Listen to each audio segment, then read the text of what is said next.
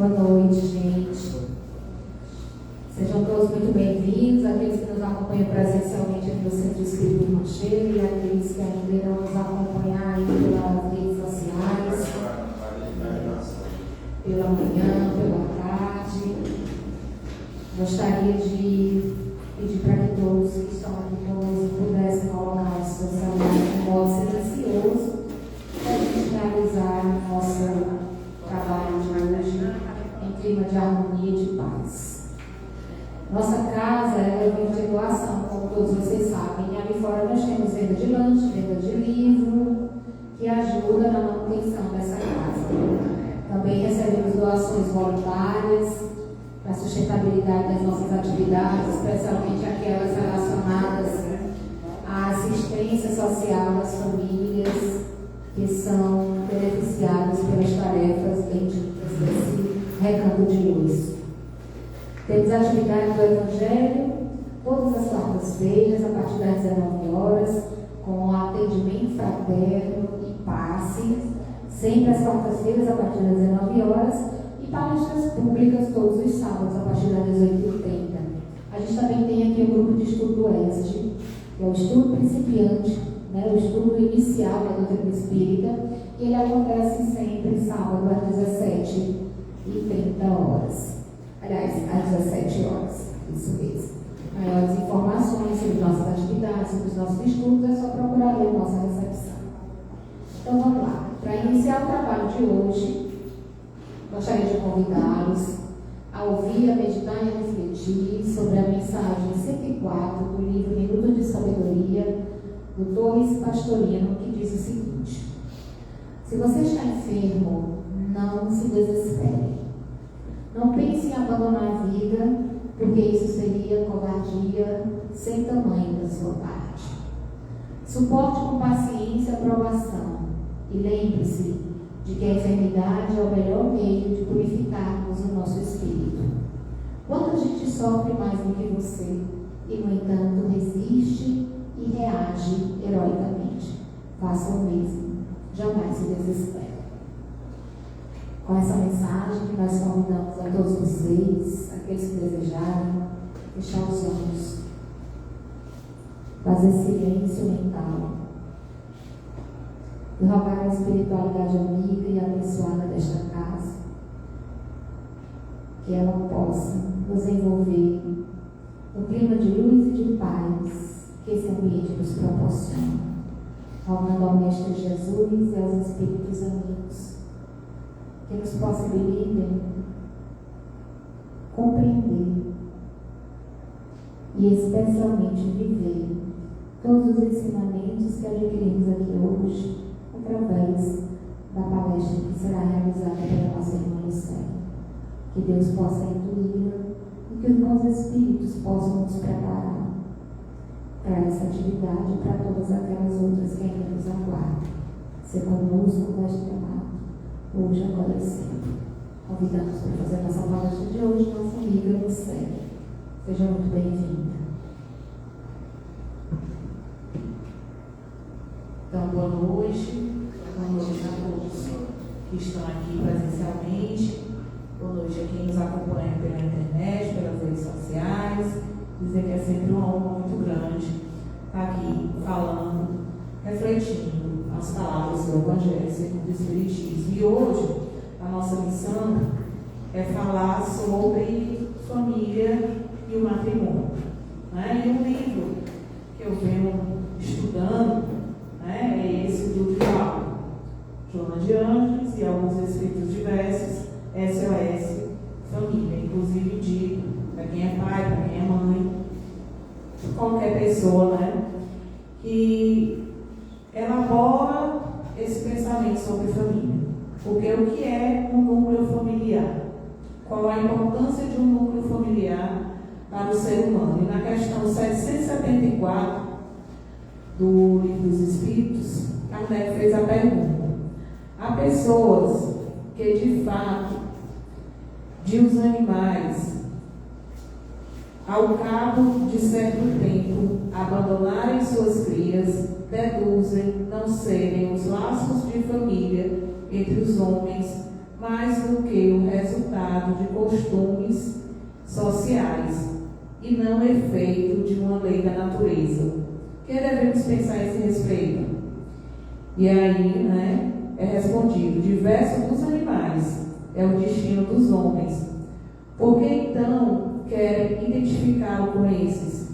Há no homem alguma coisa mais além da necessidade física, há a necessidade de progredir. Os laços sociais são necessários ao progresso e os de família mais apertados tornam os primeiros.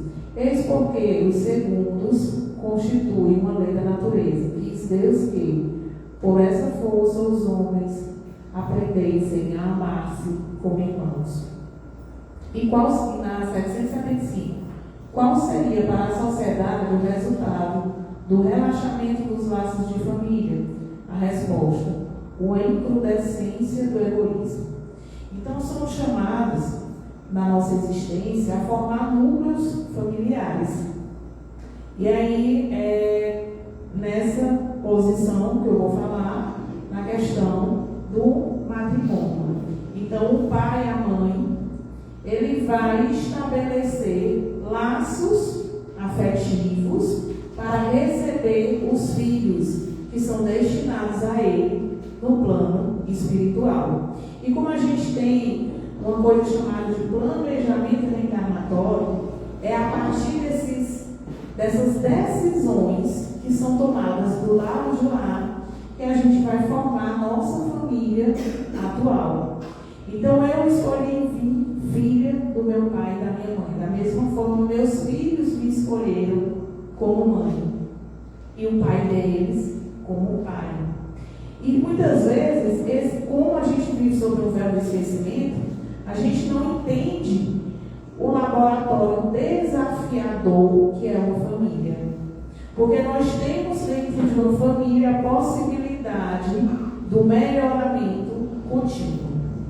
Porque se a gente observar para a família de cada um de nós, vamos perceber que há aqueles que a gente tem uma afinidade imensa, que a gente praticamente não precisa dizer o que a gente quer, que é adivinha, mas tem aqueles outros que existe uma dificuldade muito grande de compatibilidade, de afinidade. Muitas vezes o pai, ou a mãe, ou o irmão. E nessa situação, o que a própria espiritualidade, o Evangelho, nos diz? Que é um laboratório. E ele coloca um laboratório precioso, mas muitas vezes também desafiador. Porque, na verdade, o ser humano ele é criado para viver em sociedade. Não conseguiríamos viver isolados. Se a gente tem em casa alguém que vive isolado, a gente tem que começar a prestar muita atenção nessa pessoa. Porque ele está adoecido. Então, aquela pessoa ela tem que encontrar um grupo que ela consiga se integrar. E é justamente a família esse nosso primeiro grupo. Quando a gente vai buscar as nossas lembranças da infância e vamos buscando as melhores lembranças, a gente pode lembrar dos primeiros amiguinhos, de um fato que o pai ou a mãe fez que a gente não esqueceu, que foi bom, de uma situação aonde você consegue visualizar aquele acolhimento quando criança. E quando a gente é pai e é mãe, a coisa também muda de figura. Porque muitas vezes, na adolescência, quando a gente quer sair, o pai e a mãe não deixam, fica preocupado, vem uma famosa frase: mas quando tu for mãe ou quando tu for pai, tu vai saber o que é. Quem é pai, quem é mãe que nunca disse isso, ou quem é filho que nunca escutou isso. E realmente, é uma sabedoria divina, porque a gente só consegue entender a profundidade desse sentimento quando a gente se torna pai ou mãe. Então, a família é esse laço de experiências. É esse lugar onde cada um de nós vai visitar os seus limites. Principalmente o meu limite para o perdão. E o limite para o perdão, ele não necessariamente é você esquecer, mas é você saber administrar aquela situação e conviver de maneira agradável com ela. Quem é pai, quem é mãe, tem a maturidade para entender isso. Porque a família, ela tem que ser consolidada numa base chamada amor. E o amor, ele não pode cobrar.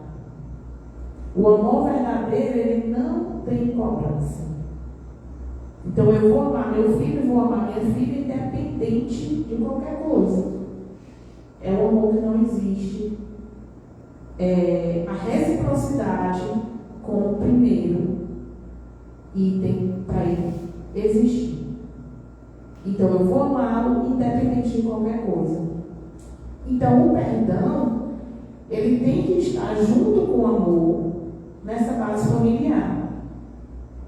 Quando duas pessoas resolvem casar, assumir o papel em um matrimônio, a palavra que ela tem que colocar na cabeceira da cama dela é o perdão. Porque os casamentos que se consolidam com o tempo, você começa a olhar, e às vezes a gente vê pessoas já idosas, 50, 60 anos de casado, e sempre que eu vejo um casal assim, eu me pergunto, quantas vezes eles se perdoaram? Quantas vezes? Porque, na verdade, pessoal, se a gente for para o amor romântico da união de casais, para formar uma família, a gente vai falar, vai pensar na alma gêmea, no amor à primeira vista, não é? Na emoção contínua. E aí, quando a gente vai para a realidade, não é bem assim. Não é bem assim. A gente tem aquelas uniões, aqueles matrimônios, que realmente são almas afins, que se reencontram durante várias existências para favorecer um ao outro o consolo da vida diária. Mas nós temos também aqueles casamentos que são resgates. E que nem sempre a gente vai ter essa paz, esse amor romântico. Mas a própria espiritualidade também nos traz e nos diz que existe sim a possibilidade do divórcio, que a gente vai falar lá no final. Na questão 695 do Livro dos Espíritos, ele fala o seguinte, que o casamento é o progresso na marcha da humanidade. Certo? É um progresso, é uma abolição da animalidade. Porque o desenvolvimento do ser humano, ele passa por várias estações. Da poligamia à monogamia. E a monogamia é trazida como uma evolução do ser humano. Por quê? Porque é justamente essa abolição da animalidade, dos prazeres levianos, carnais. A gente sabe que há várias culturas que ainda pregam as poligamias. Se a gente for para culturas árabes, é comum um homem ter várias esposas. Então a questão cultural deles, né, é exclusivamente aquela. Mas no próprio Evangelho ele diz que é um processo, e que esse processo é justamente o progresso da humanidade. E ele fala no capítulo 22, item 2, o casamento segundo os pontos de vista de Deus deve fundar-se na afeição dos seres que se unem. Na terra, o que rege a união é frequentemente o interesse e a vaidade, e não a afeição. Quantas vezes a gente se pega observando e julgando situações onde a gente olha o casal e diz, mas aqui é só interesse. Será que ali é amor verdadeiro? E o que é esse amor verdadeiro? E a gente pratica o amor verdadeiro? Então, a união de duas pessoas, ela tem que ser baseada nesse amor verdadeiro e no perdão. Quando é que eu sei que eu amo o meu companheiro, a minha companheira? Quando eu consigo perdoá-la inúmeras vezes durante o dia, quando eu consigo administrar as minhas frustrações diante desse relacionamento, e quando eu entendo que se eu me colocar no lugar daquela pessoa, eu também posso ser passiva de ir. Esse é o perdão verdadeiro. E aqui nós estamos falando em situações extremas, porque nós sabemos que a vaidade, o egoísmo, o ego, levam muitas vezes o ser humano a relações adoecidas. E elas hoje estão bastante em evidência. Porque tem muitas situações onde o ser humano ele pensa que ele tem a posse de outro ser humano. Ninguém pertence a ninguém, nem meu filho. Meu filho não é meu. Embora eu, enquanto mãe, se eu puder, eu vou tê-lo perto de mim a vida toda. Mas ele não é meu. Aquela criança que eu recebo no seio da minha família, fruto do meu matrimônio, ela não é minha. Ela é um espírito velho, com questões individuais que precisam ser resolvidas neste mundo. E que eu, no meu planejamento reencarnatório, eu aceitei ser esse instrumento de caminho para ele chegar nesse mundo. E é responsabilidade minha, enquanto mãe, do meu esposo enquanto pai, orientar essa criança. Porque ele veio criança justamente para ser um ser mais maleável, para eu tentar moldá-lo, educá-lo, segundo os valores morais da minha família, do meu entendimento.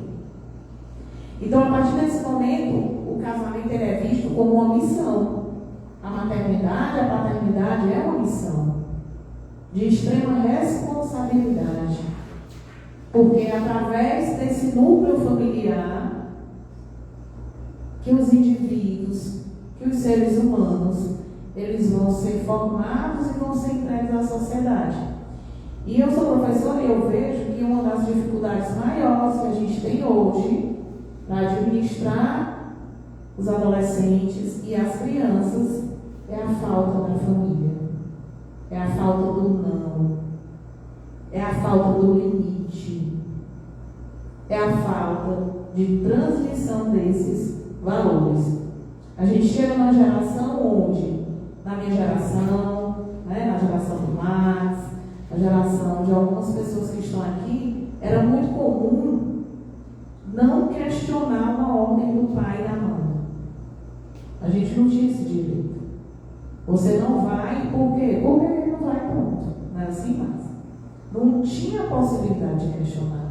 Se você falar isso para uma criança hoje de 5 anos, ele vai perguntar, por quê? Me explique, eu tenho que entender.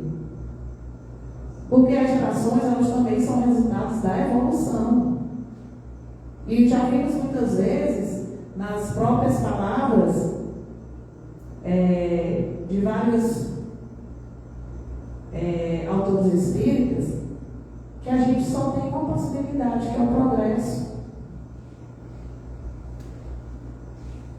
Certo? E que Jesus, ele não vai perder nenhuma de suas ovelhas. Se faltar uma, ele volta para buscar aquela.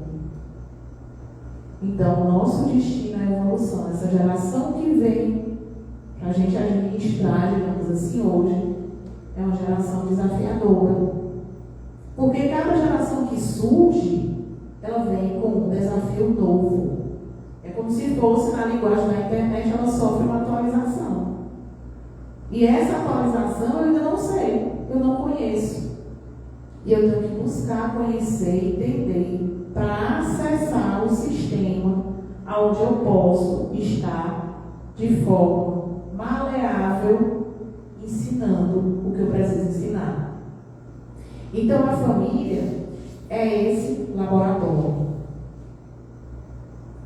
E a gente muitas vezes tem que tirar da nossa cabeça aquela história da alma gêmea e entender que as pessoas que são apresentadas para a gente são aquelas que a gente precisa realmente ter em nossas vidas. E aí é claro que em muitas situações, nós vamos encontrar pessoas para testar essa nossa evolução. Porque existem as relações que são formas de expiação e de prova. Pelo véu do esquecimento, eu não sei o que eu fiz com aquela pessoa na vida passada. Mas eu posso ter errado muito. E da mesma forma, os defeitos que aquela pessoa apresenta podem ser justamente essa prova que eu preciso passar para seguir o caminho. Então nós conseguimos entender que os laços familiares, eles não são laços apenas da carne, mas são laços espirituais. São laços espirituais. E os desafios, eles aparecem, principalmente a paciência e o perdão. Quem é casado, quem tem um namorado, quem tem um relacionamento, o pessoal fala assim, olha, tem a crise dos 7 anos, quem já ouviu isso? Tem a crise não sei de quantos anos, tem a crise não sei mais o que. Na verdade, pessoal, a convivência diária é um teste diário. Porque tem dias que a convivência vai se tornar difícil. Essa semana eu estava com um amigo, chegou muito estressado no trabalho e disse, briguei com meu marido. Ele falou grosseiro comigo, e disse coisas que eu não queria ouvir. E ela tem um filho de 10, 11 anos. E toda vez que o filho briga com um primo da mesma idade, os pais, que são irmãos, agora vamos nos abraçar. A primeira coisa que ele diz para o meu menino, aí o menino vem com raiva e se abraça. Ela disse, tu acredita que eu disse assim, fulano vai me deixar na faculdade? Disse, vou não. Zangado. Aí o menino levantou, você vai sim, vai deixar minha mãe na faculdade. E outra coisa, vamos nos abraçar? Vamos nos abraçar agora. Você não faz isso comigo e o fulaninho? Pois agora eu quero que vocês se abracem. E aí nesse momento eu ri com ela e disse assim, amiga, é o exemplo. É o exemplo. E mesmo numa situação que você está com raiva, com rancor, com mágoa, você tem que parar, respirar fundo e refletir. Porque naquele momento também o teu coração tem que ser um terreno fértil do perdão. Um terreno fértil do perdão. Porque se a gente quer manter um casamento, se essa relação é uma relação saudável, porque nós sabemos também que em muitas situações existem relações adoecidas, abusivas, violentas, e não é isso que o Evangelho segundo o Espiritismo, ele diz que você tem que alimentar. Porque se você vive uma relação abusiva, se você vive uma relação doentia, o perdão é para você se liberar e liberar o outro para ele seguir em paz. Não é para você viver amarrado àquela pessoa ou ela amarrada a você. Mas é para você perdoar aquele companheiro que não souber administrar aquele relacionamento e seguir em paz. Porque esse perdão ele serve primeiro para a gente, né? E aí esses desafios é a convivência diária. Porque sejamos sinceros, meus amigos. Eu posso vestir uma máscara e passar o dia no meu trabalho. Eu posso vestir uma máscara e vir aqui falar algumas palavras para vocês, você desculpa. Mas a convivência diária, ela impossibilita essa máscara. Então, quem convive diariamente comigo sabe que eu sou essa pessoa doce. Até que não convive, sabe? Mas essa pessoa assim, altamente agradável, essa pessoa boa. Ou seja, conhece todos os meus defeitos.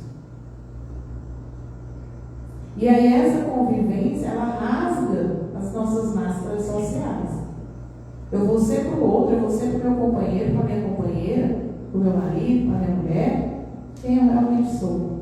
Por isso que nesse mundo de relacionamentos virtuais, pela internet, é muito complexo a gente determinar quem é que está do outro lado da tela. E muitas vezes a pessoa se envolve com quem não conhece e ali acha que tem um relacionamento e cai numa situação de abusividade. Então essa máscara social, ela cai quando? Quando eu chego em casa. Quando eu não preciso ser tão simpática. Quando eu não preciso ser mais tão gente boa. Mas eu tenho que lembrar diariamente, ininterruptamente, por que eu estou ali. E me colocar no lugar do outro. Então, muitas vezes as pessoas, são gentis, tolerantes, somente na rua. Mas quando se está no seu núcleo familiar, é aquela pessoa mais complexa para se trabalhar. É aquela pessoa mais complexa que você não pode pedir um favor para Deus que não vai fazer. Então é no lar que nós nos despimos dessas nossas máscaras diárias. E um casamento, um matrimônio, um relacionamento, para ele perdurar, eu tenho que entender que o perdão, ele precisa acontecer de forma contínua. E eu preciso me colocar no lugar do outro. Se naquele dia meu esposo, meu companheiro, minha companheira, ela chegou extremamente estressada, extremamente adoecida, eu tenho que ter a sensibilidade de perguntar o que foi que aconteceu, como é que foi o seu dia, você quer conversar? Porque muitas vezes no automático da correria do dia a dia, a gente não lembra do outro. E o egoísmo acende logo aquela luz. O meu problema é maior do que o de qualquer outra pessoa. E casamento, matrimônio é comunhão. Comunhão de pensamentos, de sentimentos e principalmente comunhão do perdão. Do perdão diário. Aqueles casamentos antigos, muitas vezes duravam 50, 60 anos, porque a mulher, durante muito tempo, ela não teve voz. Então, ela vivia numa sociedade patriarcalista que silenciava. E hoje, a mulher ela tem a possibilidade de falar e de expressar seus sentimentos. Então, o que a gente precisa entender? Que cada um, o homem ou a mulher, tem que aprender a silenciar no momento certo. Se a pessoa chega em casa enfurecida, se a pessoa, em determinada situação, tem um acesso de cólera, não vai ser a altura do grito que vai resolver o problema. Nunca é. E uma palavra lançada, ela não volta. Por mais difícil que pareça, e que é, silenciar nesses momentos é a melhor coisa a se fazer. E quando os ânimos estiverem mais acalmados, chama para uma conversa. Porque silenciar no momento da cólera é evitar que uma faísca dê início ao incêndio que possa levar ao fim de uma relação. E aí não estamos falando que temos que silenciar em tudo, mas temos que ter a indulgência do silêncio na hora correta. Eu tenho que entender que naquela hora o tamanho do grito não vai resolver o problema. E cultivar essa indulgência é lembrar que o outro também é um espírito imperfeito em transição. Se estamos aqui, meus amigos, tenho que informar para vocês, somos todos muito imperfeitos. Temos defeitos inimagináveis. Muitas vezes a gente nem sabe realmente o defeito real que trouxemos para essa vida a tentar diminuir o nosso tempo. E eu digo para vocês uma coisa: aquele matrimônio, aquele casamento que é fundamentado ou fundado no amor, ele precisa ter um farol, uma luz que ilumine todas as ocasiões, que é o Cristo. Porque se a gente tem o hábito do Evangelho do Lar, o hábito do momento de fazer uma prece juntos, de pedir a Deus, por exemplo, se a gente tem filhos, que Ele dê a proteção aos nossos filhos. Aquele momento a gente pode ter toda certeza que a espiritualidade, que o anjo da guarda, que Jesus, que Maria de Nazaré, ela vai estar no seio daquela família, olhando, protegendo e guiando.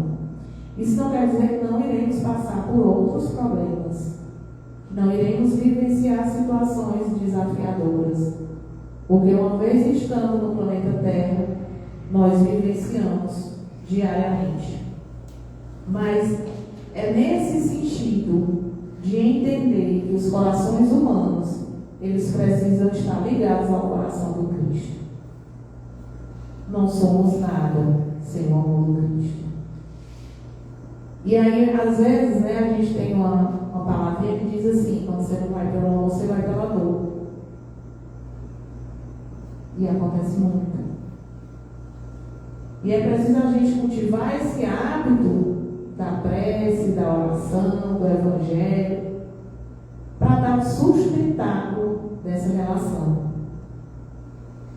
O mundo, ele nos traz uma série de, vou usar uma palavra que eu nem gosto muito, mas de tentação, mas diria de possibilidades. O mundo, ele nos traz muitas possibilidades.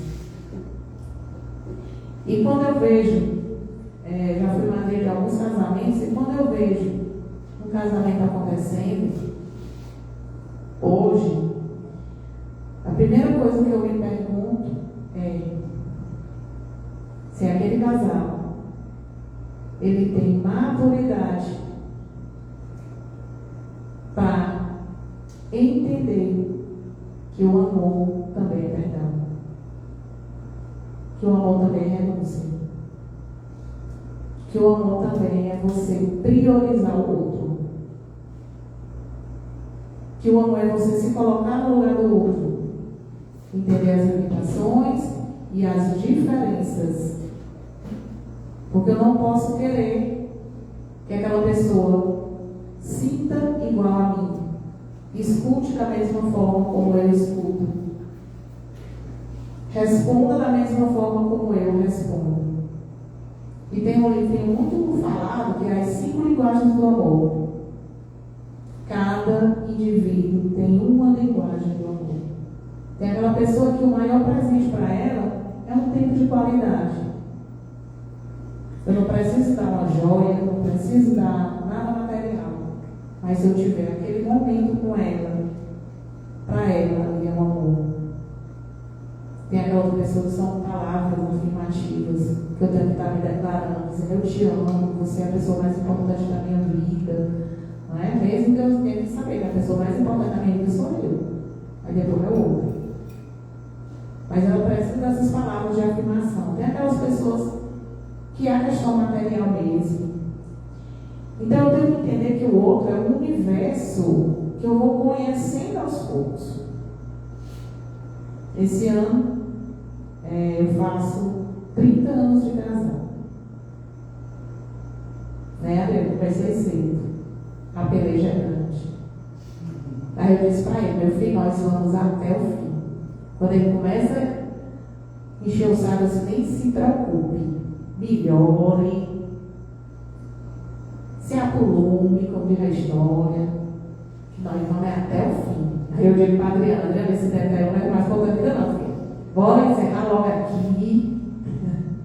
Brincando. Porque é muito bom que você comece a ver o outro com as limitações dele, mas também você tem que entender os seus limites e compartilhar, porque cada um de nós sabemos a dureza que existe no nosso coração. E esse ponto crítico da dureza do coração de cada um é justamente o aprendizado diário que vai fazer eu entender quais os defeitos do outro, qual o melindre do outro, qual é a expectativa do outro em relação a mim. Talvez ele tenha uma expectativa que eu não vou conseguir alcançar. E eu tenho que conversar. Eu não sou essa pessoa tão extraordinária como você pensava, mas eu sou boa por isso, por aquilo, por aquilo. Então a palavra-chave é a conversa. É a gente quebrar essa barreira e não colocar no grito a resolução dos problemas. E em algumas situações, infelizmente, a gente sabe que a vida a dois se torna algo extremo e que não tem possibilidade de continuar. E como eu falei agora há pouco, qual a solução? O divórcio. O divórcio é colocado também no livro do Evangelho segundo o Espiritismo, lá no capítulo 22, item 5. Quando perguntam, quando falam, quando se reportam a necessidade de pessoas casadas continuarem esse casamento. Porque o item é o que Deus uniu, não é? Ninguém pode separar. Na verdade, quando essa união é uma união egoísta, é uma união que vislumbra o ego de cada um e que começa a alimentar situações de violência, a melhor coisa a fazer é perdoar e deixar o outro seguir o seu caminho. Para que cada um possa, de maneira saudável, seguir a sua vida. Então, em nenhum momento se fala no Evangelho sobre a impossibilidade do divórcio. O que se diz é: relacionamentos devem ser saudáveis. Os laços de família devem existir para o melhoramento dos seus integrantes. As crianças que são recebidas naquela família, elas devem ter um local de aprimoramento espiritual. Na 913, questão 913, do Livro dos Espíritos, ele coloca: dentre os vícios, o mais radical é o egoísmo. É o egoísmo que nos faz exigir que o cônjuge atenda a todas as nossas expectativas. E é ele que nos impede de desculpar quando o outro falha. Imagina a pessoa esquecer do dia do casamento. O primeiro ano do dia do casamento. A pessoa não se lembrou. Aconteceu comigo. Não sou muito boa com datas. E aí? Em algumas situações, aquilo ali poderia ter sido o fim, pode terminar bem que meio, né? Mas, meu marido já tinha indulgência comigo desde aquele início. Por quê? Ele já sabia dessa minha imperfeição. Não sou boa com dados, mas eu posso ser melhor em outras situações, quando ele está doente, quando ele precisa de uma palavra amiga. Então, essa limitação que ele já conheceu no início, me ajudou demais. Porque eu nunca lembrei, 30 anos de casado, eu nunca me lembrei de um dia do casamento. E ele não se estressa mais por isso. E eu digo para ele, meu filho, você sabe que eu não me lembro. Se lembre, né? Faça a sua parte. E por que eu estou dizendo isso, pessoal? Porque são as expectativas que a gente cria em relação ao outro. E até que ponto essa expectativa ela vai destruindo os tijolinhos que a gente vai tentando levantar dia após dia. Porque da mesma forma que ele cria comigo as expectativas, eu crio com ele. E toda vez que a gente não alcança aquela expectativa que a gente criou, a gente derruba desses tijolinhos. Até que ponto isso vai ser? A destruição do alicerce dessa família, desse núcleo familiar. O próprio Cristo diz, perdoar quantas vezes, né? 70 vezes 7. As imperfeições do outro que eu posso me colocar no lugar do outro e dizer que eu poderia ter errado de alguma forma. E dessa forma, o perdão dos lábios, ele tem que primeiro passar pelo coração. Primeiro passar pelo coração. E não é tão simples, não é? Muitas vezes, como esquecer um aniversário de casamento. Porque as situações diárias, elas são desafiadoras. Também lá no Evangelho, segundo o Espiritismo, capítulo 10, ele coloca: o perdão das ofensas é um dos elementos mais essenciais da caridade cristã. Perdoar aos vossos inimigos é pedir perdão para vós mesmos. Perdoar aos vossos irmãos é dar-lhes uma prova de amor. Olha que interessante. Qual a maior prova de amor que você já deu para o seu companheiro? Para a sua companheira? Qual a prova de amor que você recebeu? E o perdão, muitas vezes, é essa grande prova de amor. Daquele nosso defeito, que se a gente se colocar no lugar do outro, pode pensar assim: eu não teria perdoado. Então, essa prova de amor é justamente o perdão, que é uma forma de caridade. E esse perdão diário é um mecanismo de higiene espiritual. E por que o perdão no casamento é tão importante, é tão urgente? Porque o lar é um ambiente de constante troca de energia fluídica e psíquica. Aqueles lares que passam por problemas diários, brigas, exasperações, gritos, aquele ambiente ele fica denso. Muitas vezes as pessoas vivem adoecendo e ninguém sabe por quê. Porque é necessário que se coloque na palavra, na boca e no coração o perdão diário. Porque isso tudo fica impresso naquele lar. E o lar não é a estrutura física, não é só a casa, as paredes, os tijolos. O lar é a família, são os laços que a gente constrói.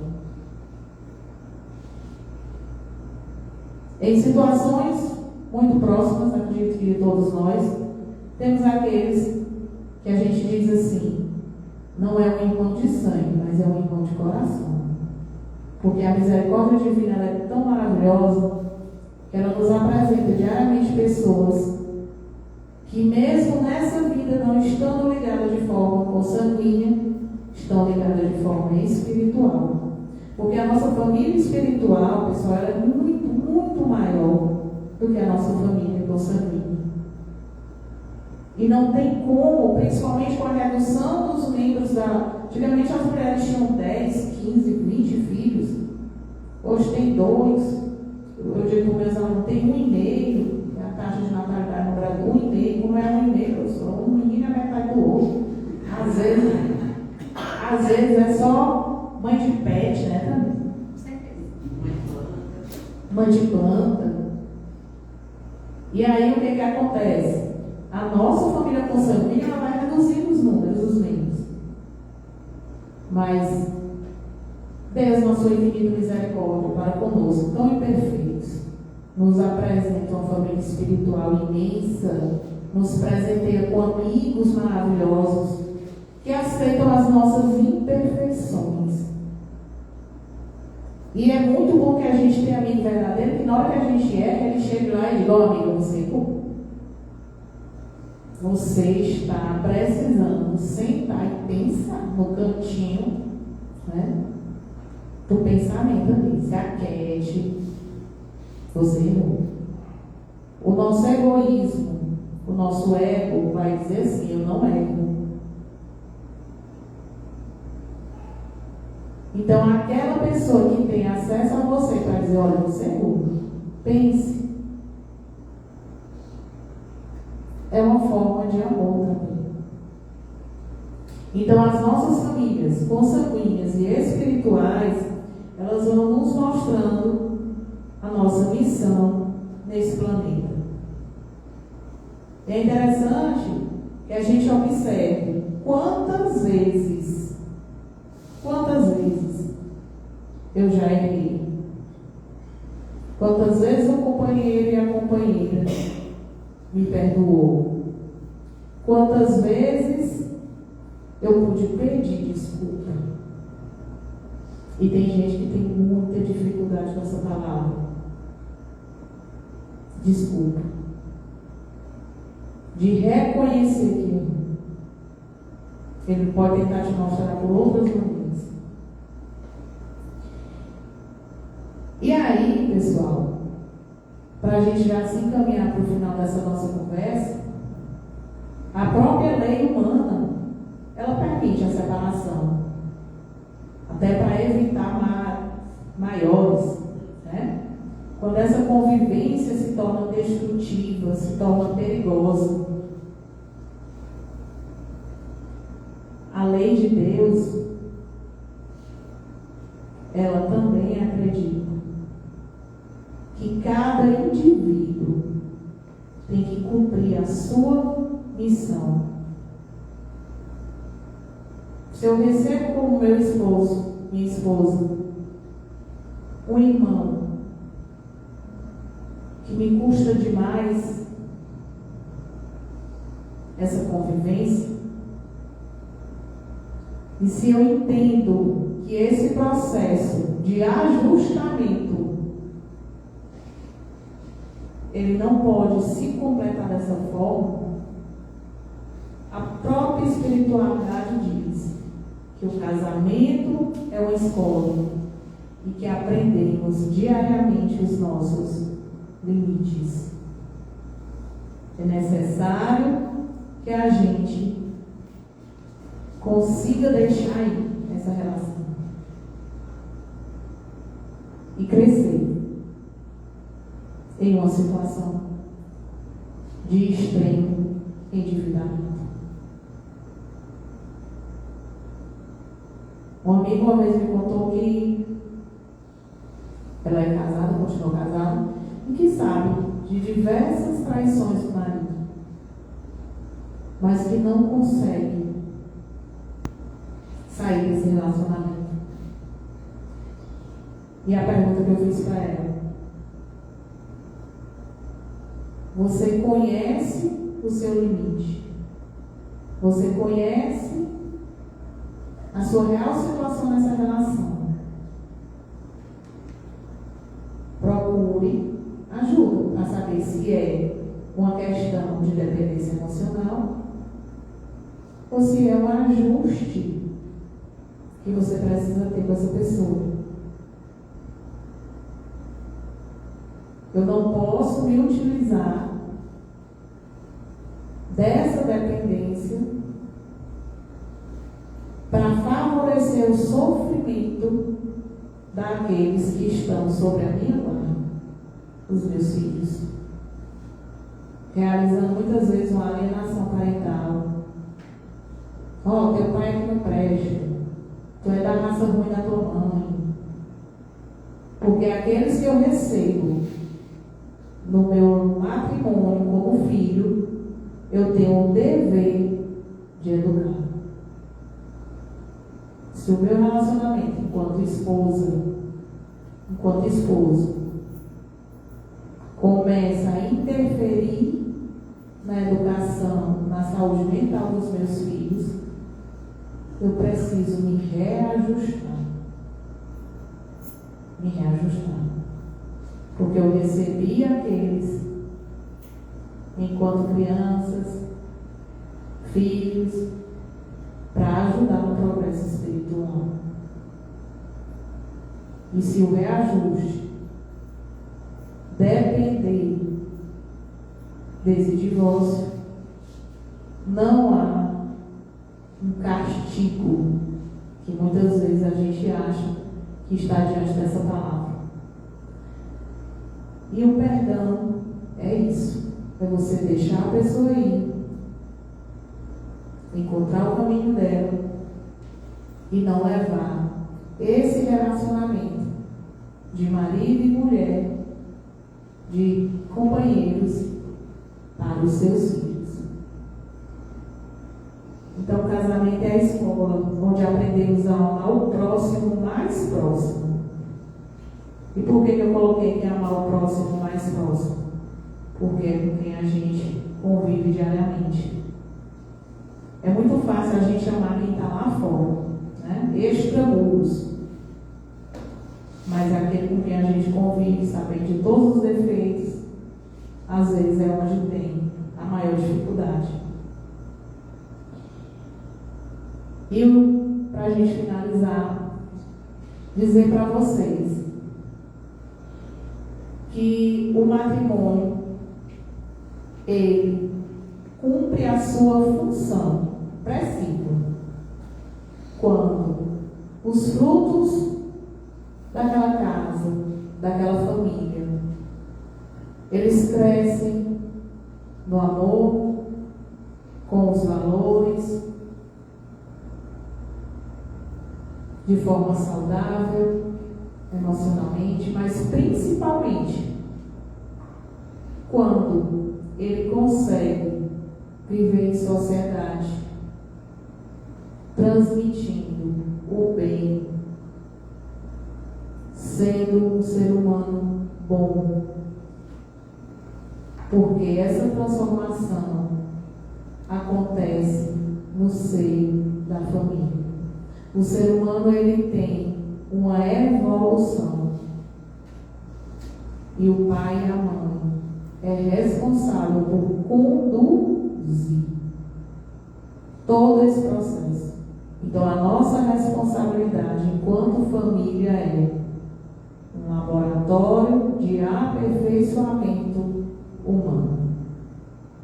Então, agradecer a atenção de todos e uma boa noite. Obrigada, Lucélia. Agradecer a todos que estão aqui atentos à nossa doutrinária. Avisar que amanhã à tarde, às 16 horas, nós temos vibração, né, que é um trabalho que a gente realiza nessa casa a cada 15 dias. É um momento de prece, de oração. A gente tem a vibração que acontece também aqui, o momento da psicografia.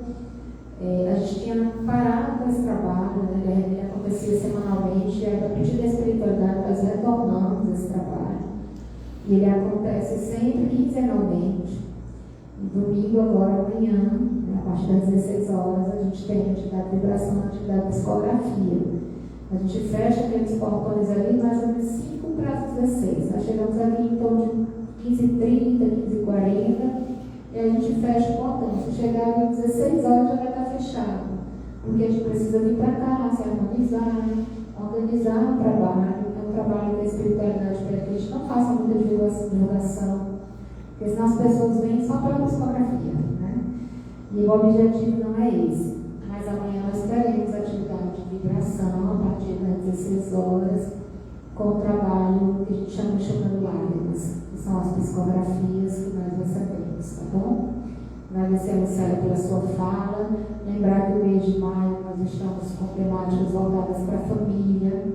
Lembrar também que a família é esse conglomerado de espíritos, por isso que não existe um único modelo de família, né? As famílias hoje elas são diversas, então diversos são os afetos, diversas são as pessoas, e nós aprendemos com a doutrina espírita que o que nos vincula uns aos outros não são os corpos, são os sentimentos, são os nossos espíritos, tá bom? Então vamos fazer a nossa prece para nos prepararmos para o trabalho do passe, que será realizado na cabine de passe daqui a alguns instantes. Aquietar o nosso coração, silenciar os nossos pensamentos por alguns instantes, elevar o pensamento ao alto e nos perguntar: o que foi que eu vim buscar aqui?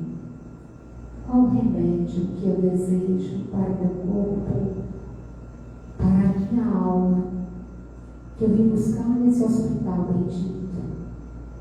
Quais são as respostas que eu desejo obter nessa escola de almas?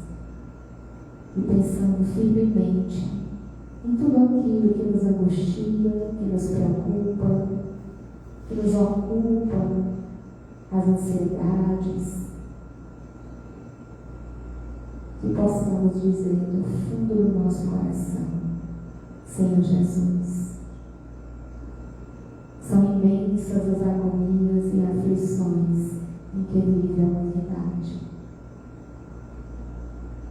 Não há na terra ninguém que não sofra mais ou menos o impacto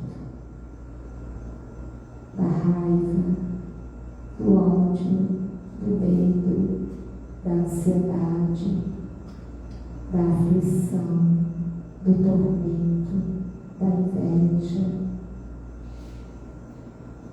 Por isso te pedimos, Jesus querido, auxilia-nos para que nós não sejamos, em lugar algum, os instrumentos da inveja, da aflição, da angústia, da ansiedade, do ódio, do medo, do mal.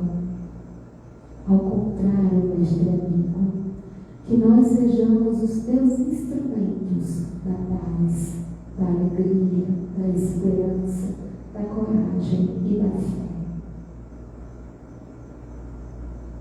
Que a tua presença divina não seja apenas um retrato, um quadro, um crucifixo em nossos lares e nos templos religiosos do mundo. Que a tua presença de fato seja os teus olhos límpidos, guardados em nossa consciência, o teu olhar amoroso preservado em nossos corações, para que nós, teus companheiros, irmãos de luta pelo aperfeiçoamento, que nós possamos nos melhorar e nos conduzir sempre e a cada dia na direção do amor e do bem que emana de ti. Que Jesus nos envolva em muita luz, que nos prepare para o trabalho do passe. Que assim seja, graças a Deus. Vamos lá, gente? Trabalho do passe.